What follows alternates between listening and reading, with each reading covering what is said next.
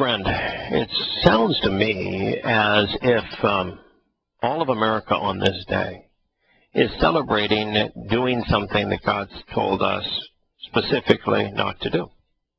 They are. Give an oath. Well, they are. Make a pledge. Right. My son, if you have at some point given a pledge, and if you have joined with a foe to be accepted, in association with your immoral country, your loudmouthed and evil public speakers who are your fellow countrymen, who comprise your troubling social, geographic, racial, religious group, you have bound yourself to having shaken hands with that which is illegitimate and unauthorized, foreign and estranged from my hand. You know, it really is this simple. There's three places you can be. You can be estranged from God's hand in association with one or many human institutions, political ones, patriotic ones, military ones, religious ones. You can be in that great divide where, you know, you're really not patriotic. You're really not pro-military. You're really not religious at all. You're just, you're a sports-loving, video game-playing, working guy, gal that's, you know, just trying to get along. Go along, get along. On Sunday. Yeah, you're just, you know, the National Church of the NFL is what you might do on Sunday if it's not out gardening in your yard. You know, that you're just in the netherworld. Neutral zone. Yeah, the neutral zone. Or you're with Yahowah. Now, the numbers here are that those who are political and religious and somehow affiliated with human institutions having made this kind of pledge, you know, would probably be, I'm going to guess, 60+% of the world's population. Okay, that's fair. And that maybe 39% of the population, I'd say, why don't we just do 60-40? 40% is in the neutral zone. Sure. You know, if you're somebody in many places of the world where, you know, you just get up and it's hard labor. You're working really hard to provide for yourself and your family to eat.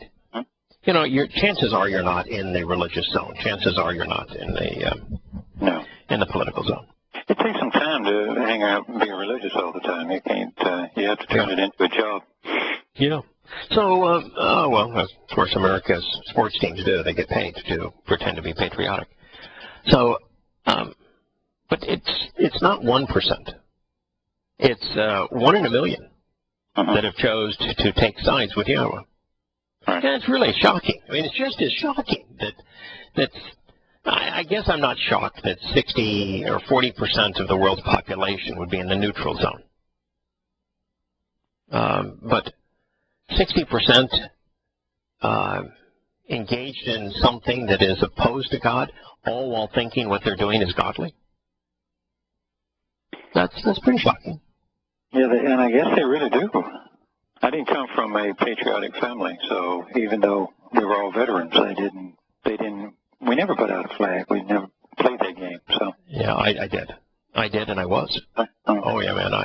I had big flagpoles, and they were lit at night, and I went and got flags that had been flown over the USS Arizona Memorial, and really? Oh yeah, man. I had it bad. I was very antagonistic to those who protested the Vietnam War. I was a right-wing Christian wacko. I was what I'm denouncing. So, you know, I know what it's like, man. I was brought up in a household that you stood at attention, you put your hand over your heart, and you sang the national anthem. But, you know, I was the guy that put out the most Christmas lights in my home. I always had to have the biggest possible Christmas tree that would fit. And, man, I was playing and singing the Christmas carols. I'm one of those people who is really fortunate that this was written in the perfect. You know, if it had been written in the negative, like the 10 instructions, They're written in the negative, so they're written in the imperfect, which gives us a reprieve. This was written in the positive, and therefore not negated, and therefore it was written in the perfect, which gives us a reprieve.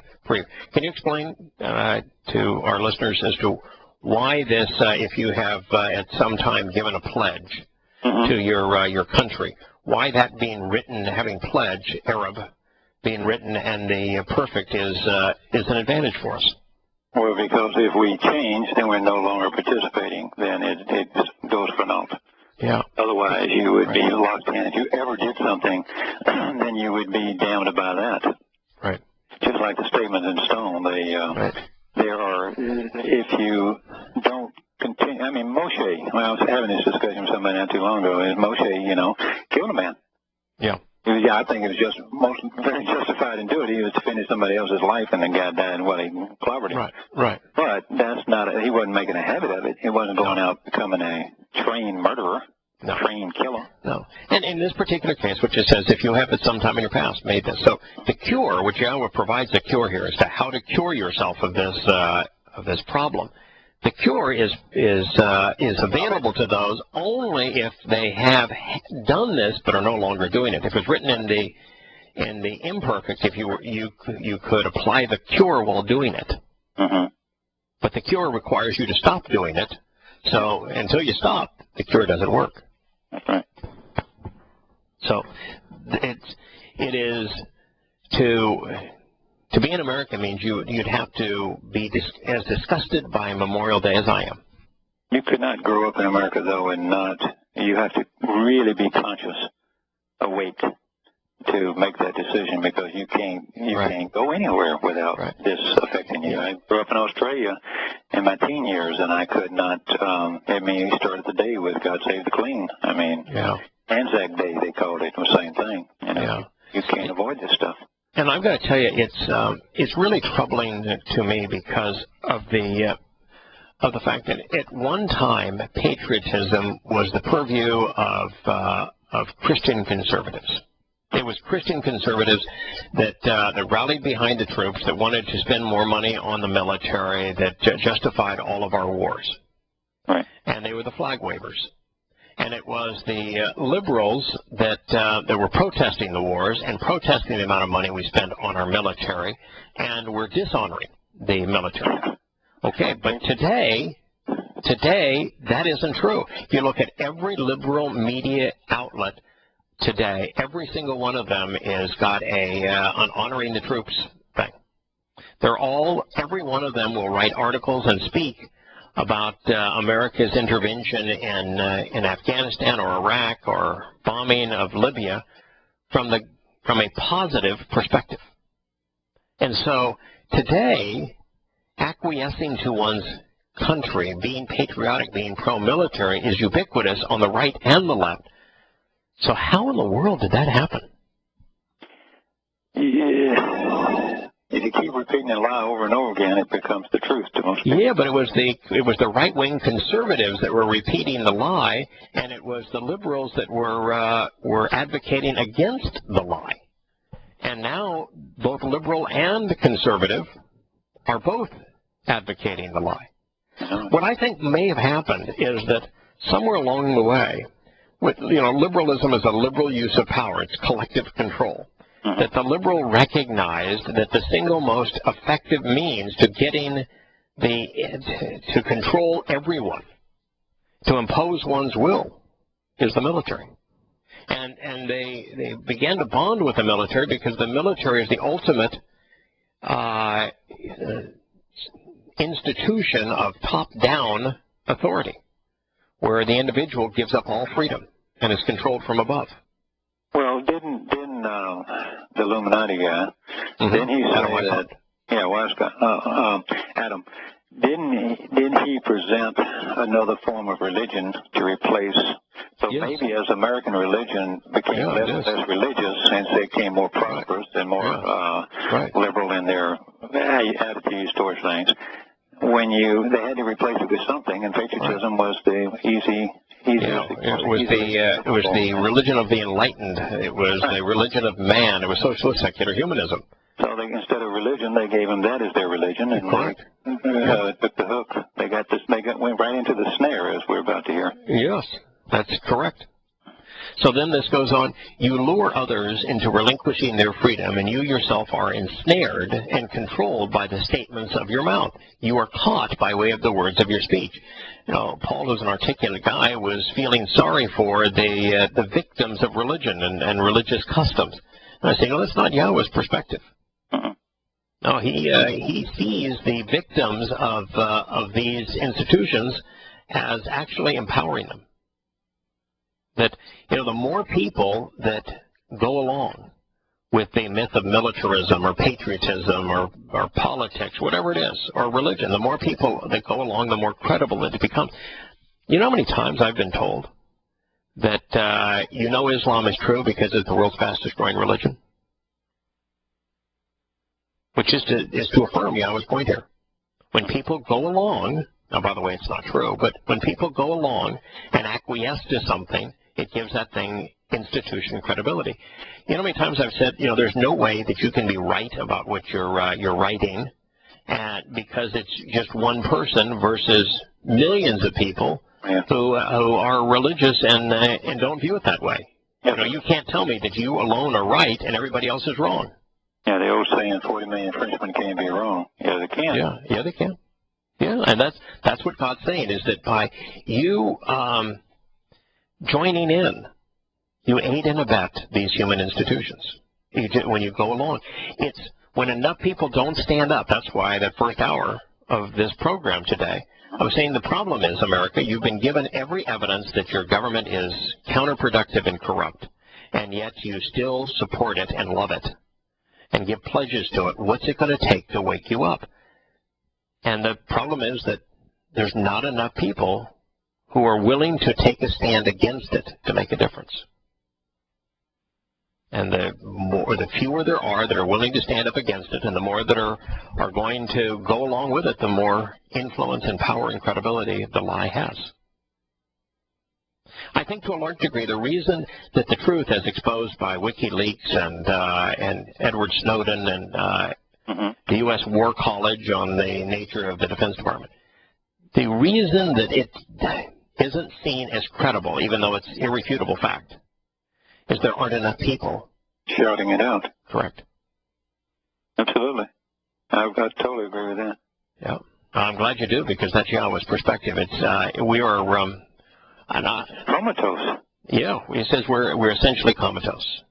He says, so then, decide to engage thusly. So if you have previously sworn an oath, I have a religious oath, political oath, you name it. Yeah. So then, decide to engage thusly. Asha Zoth Impau. Now choose to act upon this. Actually doing this at this time is a logical, thoughtful, and sequential response to what has just been expressed. This was written in the call stem. You know what the call stem represents? Yeah, that's the, actual, literal. It's a relationship that is genuine here. I mean, so it's establishing a relationship that is actual and genuine, and the words, the instructions need to be interpreted literally. So he says, I want you to decide to engage thusly.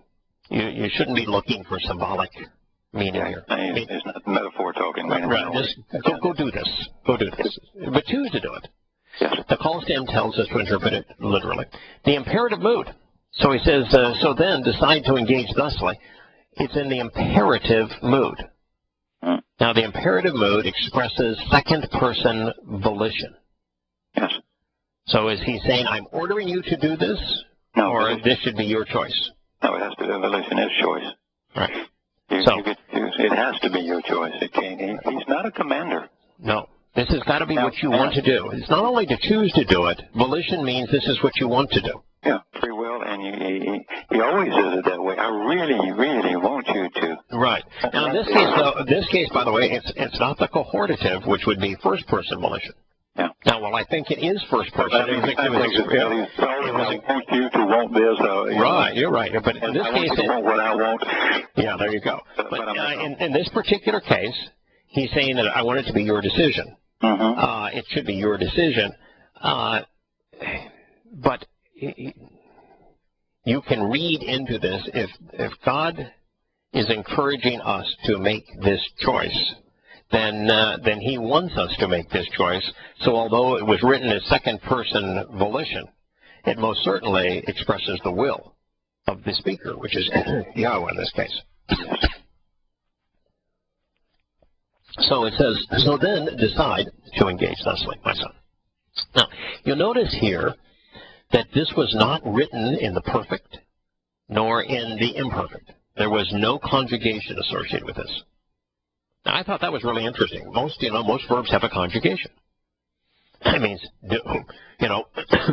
stop doing it if you have previously done it, or do it one time. That's enough to get it done, or to do it on an ongoing basis. Mm-hmm. God is not saying that you have to do this on an ongoing basis. So once may be sufficient, but he's not trying to limit it to once. There was no conjugation on this. So then decide to engage thusly. I'm not limiting the number of times you ought to do this, nor am I saying that it's something you ought to do over and over and over again, my son. And choose to escape, defending yourself. Now, he's going to explain here, defending yourself isn't to pick up weapons. It isn't to be vicious. It's not to bite back. But he wants you to escape, and it's really escape. Tearing yourself away from, delivering yourself from, saving yourself from. It's not all. It's a saving, delivering, escaping harm kind of thing. So he's saying that these human institutions that you have previously given a pledge to, they are harmful. You need to escape. Now that shades, influences God's perception of these the national and geographic and religious institutions that we have pledged. We need to escape them. So it's not just walking away from, it's escape. Save yourself from them. But now as you brought it up, Abraham, when he said walk away from Babylon, mm-hmm. as he did with Moshe's children of Israel when Moshe drew them out, mm-hmm. he never asked them to go back and whoop the Egyptians. No. He never asked him to go back. No. And he didn't even tell Abraham, now that you know the truth, go back to your cousins and mm-hmm. nieces and nephews and all those other people. He took one nephew with him, but he yeah. must have had extended family there.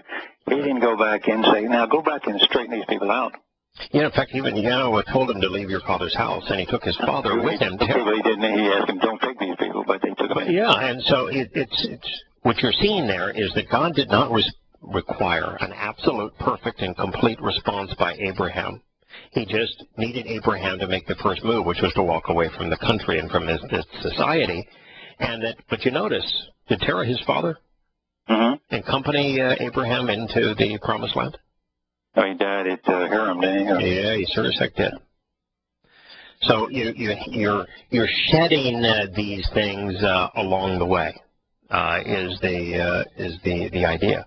But it says to escape, defending yourself, well, not so, of your own free will, elect to tear yourself away, delivering yourself from harm, saving yourself from unfavorable circumstances. This was written in the Nifl stem, which indicates that by separating ourselves from national pledges, we are spared their consequence. So it's a stem that where we are both active and we are acted upon. So if we act in this way, we receive the benefit. So if we choose to escape, we are defending ourselves. That's really an interesting stem. For even if, key, because indeed, upon the condition that, even temporarily, you have come. Bow. This is also written in the perfect. Call stem. It's interpreted literally. And a perfect conjugation. For even if you have temporarily come to bowing down before the hand, influence, or control. So one was make the pledge. This one now is that you're bowing down before the hand, influence, or control of your immoral country, of those loudmouthed and evil speakers or your fellow countrymen. So one is you're acquiescing to their influence. And the other is that you're actually giving a vocal pledge. either way. So this is advice. If you've done that at any one time, choosing to, then what he says is your answer to that is choose to actually go in a unpretentious way, willing to get a bit dirty, and press one's reasons for contention with the adversarial institution or individual, boldly astonishing and overwhelming them, showing great courage against besetting so as to disturb your immoral country and countrymen.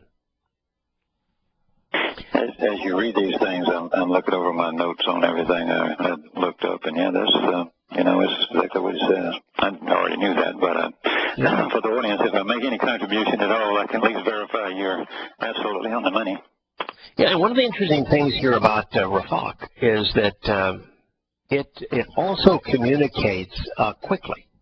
Now, and I was uncomfortable writing quickly in the definition because I don't think it's meant in the way that most people would interpret it if I wrote it as part of the definition, to quickly go and confront them this way, overwhelming them, because it takes too long to prepare oneself to explain why you're walking away from these human institutions. I think what the fast, the quick implications here are that do it and get it over with.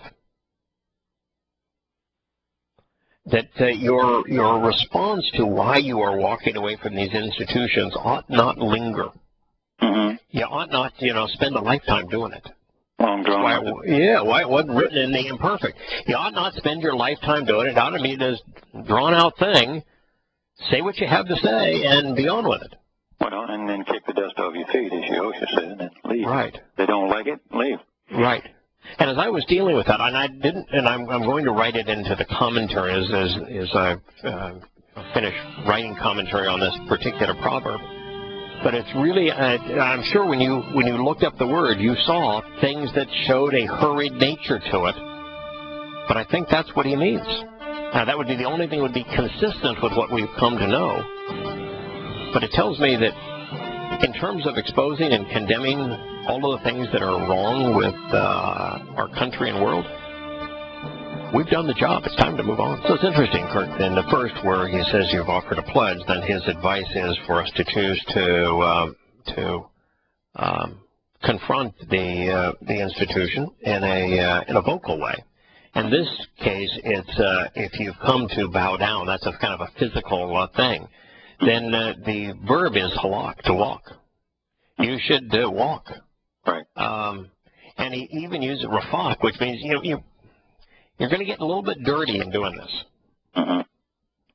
And it's what happens. I mean, you want to expose your country. You're going to speaking about some dirty stuff. You want to expose religion, man. You really are getting down in the mud. Yeah. But he also, there's the warning. If you're going to be religious and if you're going to be political and militaristic, he's not going to save you. So it's not an issue. Your only other option is to walk away. Yep. But it's not an ongoing thing. You don't have to do it your whole life. No. It's not a one and done either, because it wasn't written in the perfect or the imperfect. But and there's an element of expediency here. I think what he's telling us is that do it as boldly, bluntly, comprehensively. Overwhelm them, astonish them with the reasons you're going to leave and have left. But you don't need to make a whole lifetime of it because it's not the fun part. No. Well, for me, I can only talk myself, but I changed my mindset, and then the changing my perspective through studying the Torah is the ongoing thing. But that is the fun part to me. Yeah. I mean, as a matter of fact, but I didn't know that much when I started, but I knew enough to just to say, okay, this is wrong. Go get away from this and start afresh. Next week is my last week on Shattering Myths, and it's a combination of various things. This proverb was instrumental in it, as I realized that we ought not be associated with an institution like this, and that it's not, and that also we've done the job in terms of exposing why God wants us to walk away from our country and from religion and that sort of thing. We've done it. It's not the fun part. The fun part is studying the Torah, prophets, and Psalms, learning what God has to say, and then sharing it. And so we're going to continue on in a different format, just focusing on the Torah, prophets, and Psalms. In all likelihood, you, I, and Scott, and Larry. And we're going to do 1 hour programs, probably.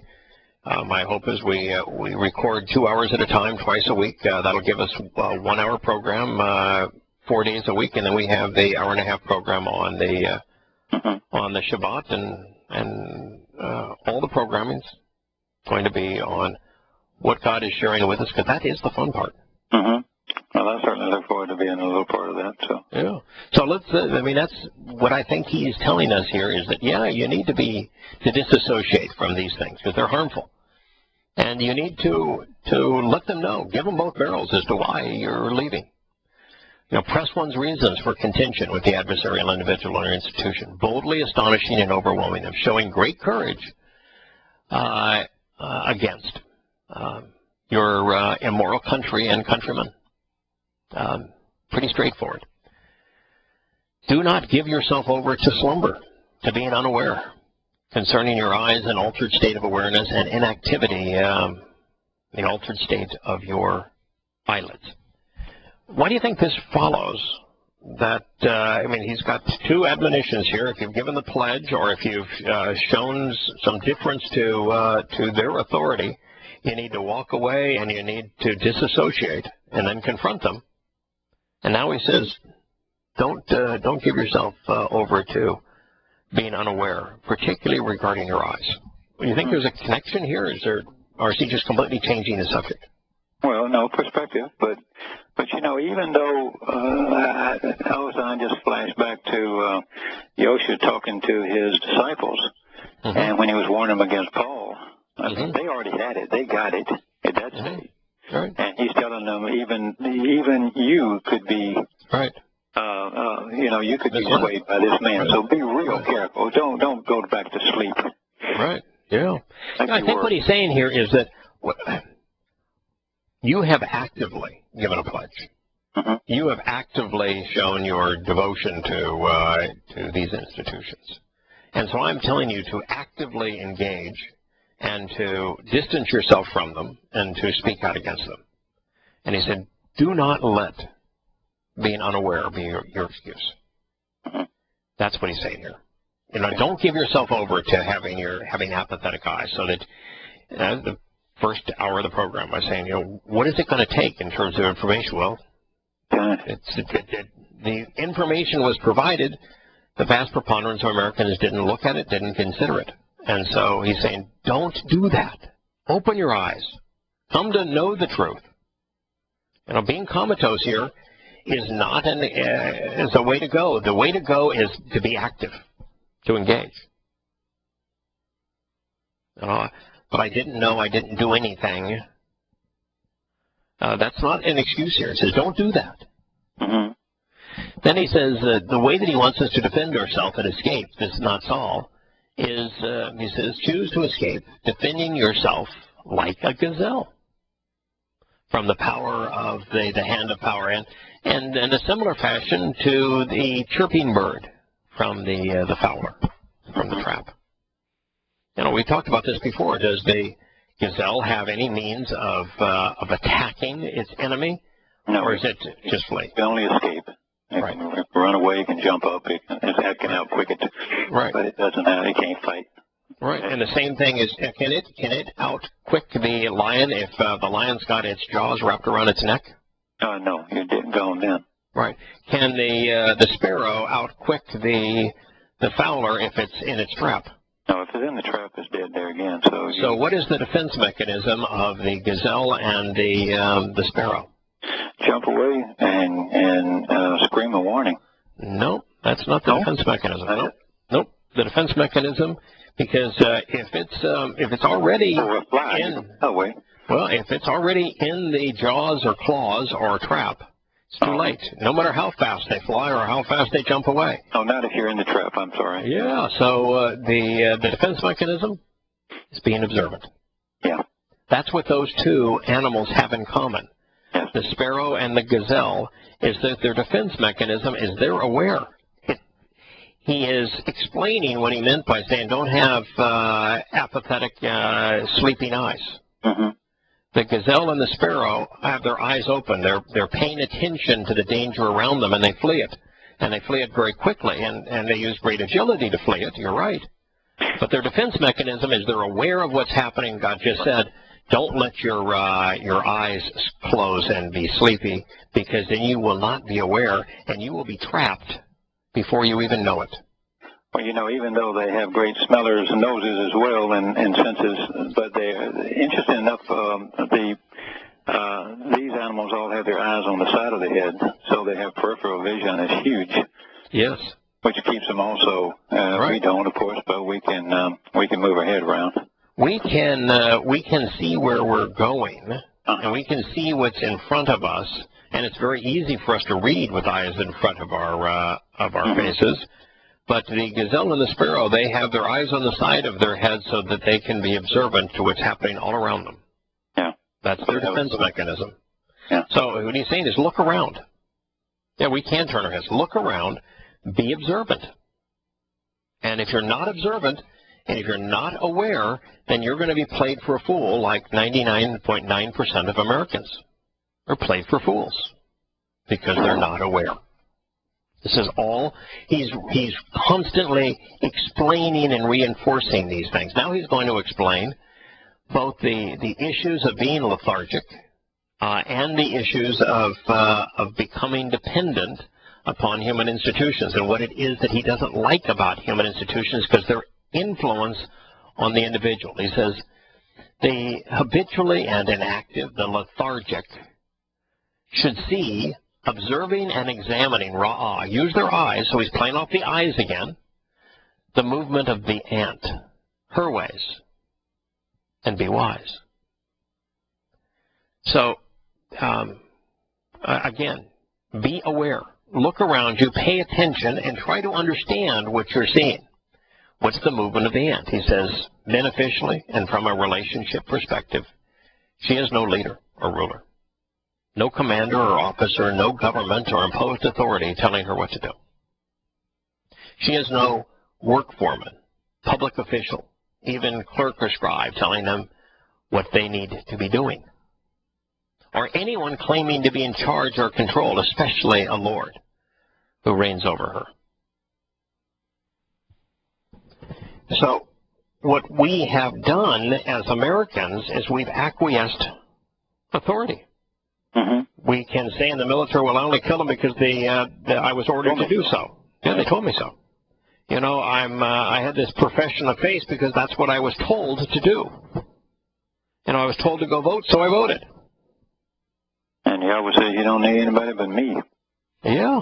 And I'm your father, not your Lord Master. Right. And that those who acquiesce to all of these government programs and entities to survive are in essence dependents. They've lost their freedom. They've lost sight of what's important. Now that doesn't mean that you can't, if you've paid in your Social Security, you can't take the Social Security that you have paid, and just so long as you're not dependent on the government. Yeah. Don't be dependent upon it. That's what God is saying here, and that He is opposed to hierarchical institutions, which virtually all religious institutions, all political institutions, all military institutions, and most economic institutions are hierarchical. I was just going to mention, in talking to Christians lately, they do know that everything is really screwed up, and especially the older ones. They're biding their time, hoping they can get their retirement money, and personally, I had one of them tell me he was trying to escape. At some point he's going to return, just get away. He said the country is doomed. Yeah. I mean, I think people are aware of this. So why are we in a country like this applauding our military if we're doomed? I guess they're scared to be seen not doing it. Yeah, I think you're right. That's why he says have courage. Yeah. He didn't say have courage because there wasn't any danger. No, you've got to have a backbone. You've got to be willing to take a stand if you're going to be able to do this. And taking a stand requires courage.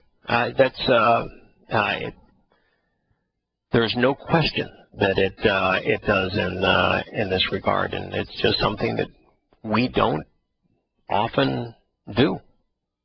So he says, she prepares her food in the summer. She gathers in the harvest as storable food and a source of nourishment. Well, we don't do that anymore. In fact, the government in Portugal, for example, had been in power a couple of weeks. It was already overturned because of austerity. What austerity means is that the majority of the people are given something for nothing, and they want to continue to be given something for nothing, and they won't tolerate any other option. Where do they think it comes from? Oh, they think that the 1% owes it to them, I guess. And what if they move to another country? Well, don't let them move. Take their money when they and don't let them leave. That was France's answer. I remember. The United States answer. They were with their $40-50 million. Yeah. We secretly in the United States passed legislation that says that if you want to leave America, you have to leave half of your wealth here. You can't take it with you. It's not yours. We're going to confiscate it from you. For how long and to what extent, inactive, apathetic, and lethargic one? Will you lie there and remain inactive? When? And what will it take for you to arise and stand up from your altered state of awareness? That was the first hour of the show. Yeah. How much do you need to know? How much evidence needs to be put in front of you before you're going to change your perspective, your attitude, your mindset? Well, we've all experienced that. We're talking about Paul to a Christian. Yeah. I don't think it's a rhetorical question, by the way, here. I think God would genuinely like to know. Yeah. I would. I can't figure it out. What's your hot button? When you hit that little note, you can't stand anymore and say, okay, I got to do something. When God tells you to walk away from political and religious institutions so that you can engage in a relationship with Him, and you ignore Him, and then you are confronted with all information that says that your political and religious institution is a sham, a complete fraud, and you don't say, hey, maybe I ought to follow God's advice in this regard. That was pretty good advice. I think I ought to trust Him. If you're not going to put those pieces together, what's it going to take? Well, you expose something like Christianity, and then they go back to the preacher and say, I was told this, and he says that ain't so, and they go, well, okay. I mean, yeah. What? You got a brain, use your brain. Yes, exactly. For how long and to what extent?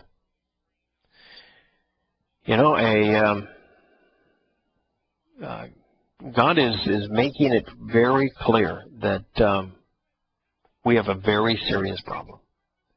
And that, and a wicked and worthless person, an unjust, false, and evil and vain individual is going to come about with perverse and corrupt speech, a sinister winking of his eyes, a subtle shuffling of his feet, all while casting aspersions with his fingers. And we're going to be, as humanity, we were ill-prepared when Paul did this. Jews were ill-prepared when Rabbi Akiva did it. Yeah. The world was not prepared when Obama did it, when Hitler did it. No. And so with confusing and false perceptions which invert reality in his heart, he devises and describes antagonistic schemes without consideration of their consequence, which are evil and adversarial, in everything, continuously creating controversies, as one who claims to be sent out as a messenger to do away with something important. Yeah, there's only one person in human history that fits that. That, of course, is Paul. But all his children have followed in his footsteps. Yeah, all of those that have gone in his footsteps. And if you know the Torah, if you know it well, then you can't be confused in this way. No. You can't be led astray. That's an absolute truth. But most people are not, and so are not aware of it, so they're easy to play for fools. So he goes through this whole pledging to governments and being apathetic and not paying attention to the evidence around us and not separating ourselves from government. And he says because of that, this is what's going to happen. And look what Paul did.